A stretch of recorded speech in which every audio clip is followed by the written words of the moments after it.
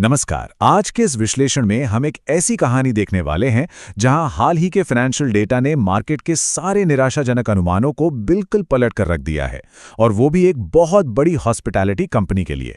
Global conflicts के चलते market ने तो पहले ही मान लिया था कि होटल सेक्टर का हाल बुरा होने वाला है, और यहीं से शुरू होती है मार्केट के डर और रियलिटी के बीच की एक बेहद दिलचस्प टक्कर। तो शुरुआत करते हैं एक बिल्कुल क्लियर और पॉजिटिव सिग्नल से। कंपनी ने प्रति शेयर ₹3.25 के डिविडेंड का ऐलान किया है। किसी भी निवेशक के लिए ये इस बात का पक्का सबूत है कि मैनेजमेंट को अपनी फाइनेंशियल हेल्थ पर पूरा भरोसा है। बिल्कुल सॉलिड कॉन्फिडेंस। चलिए अब आगे बढ़ते हैं रेवेन्यू ग्रोथ की तरफ और देखते हैं कि साल दर साल का ये उछाल कैसा रहा। आंकड़े बिल्कुल साफ बता रहे हैं कि रेवेन्यू में 14% का एक जबरदस्त उछाल आया है। पिछले साल जो रेवेन्यू 2425 करोड़ था, वो इस साल बढ़कर 2765 करोड़ हो गया है। एकदम शानदार ग्रोथ। अब यहाँ एक जरूरी बात समझना बनती है। अगर पिछली तिमाही से तुलना करें तो रेवेन्यू में लगभग 3% की मामूली सी गिरावट जरूर आई है, लेकिन क्योंकि होटल सेक्टर पूरी तरह से सीजन पर निर्भर करता है, इसलिए इसकी असली ग्रोथ हमेशा साल दर साल यानी ईयर ओवर ईयर देखी जाती है, और वहां तो तस्वीर बिल्कुल कमाल की है। इस एक्चुअल रेवेन्यू ने मार्केट के उन डरे हुए अनुमानों को पूरी तरह पछाड़ दिया है। सोचिए, मार्केट उम्मीद कर रहा था करीब 2668 करोड़ की, और कंपनी ने 2765 करोड़ का ठोस रेवेन्यू दर्ज करके सबको हैरान कर दिया। बढ़ते रेवेन्यू के बाद अब बारी आती है प्रॉफिट और एक्सपेंसेस की। देखते हैं बॉटम लाइन का क्या हाल है। वैसे रेवेन्यू में इतने भारी उछाल के बावजूद कंपनी ने अपने खर्चों को पूरी तरह कंट्रोल में रखा। ये इस बात का एकदम क्लियर प्रूफ है कि ऑपरेशंस और मैनेजमेंट इस क्वार्टर में बेहद कुशल और एफिशिएंट रहे हैं। खर्चों पर ऐसी लगाम वाकई तारीफ के काबिल है। रेवेन्यू की तरह ही यह मुनाफे की कहानी भी उतनी ही दमदार है। नेट प्रॉफिट में साल दर साल 14% की शानदार छलांग देखने को मिली है।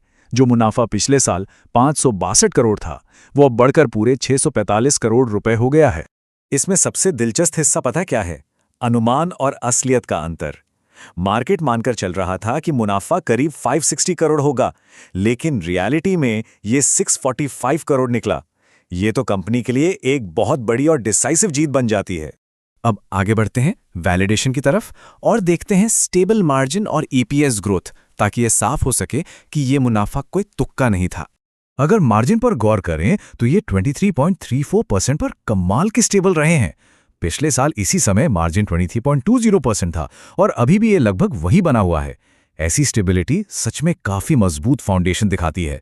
अर्निंग पर शेयर यानी ईपीएस के आंकड़े इस प्रॉफिटेबिलिटी को और भी ठोस बनाते हैं। ईपीएस 3.67 से बढ़ के 4.21 तक पहुंच गया है। ये एकदम हेल्दी साल दर साल ग्रोथ का सटीक प्रमाण है। तो चलिए अब आते हैं इस विश्लेषण के आखिरी पड़ाव पर, द फाइनल वर्डिक्ट।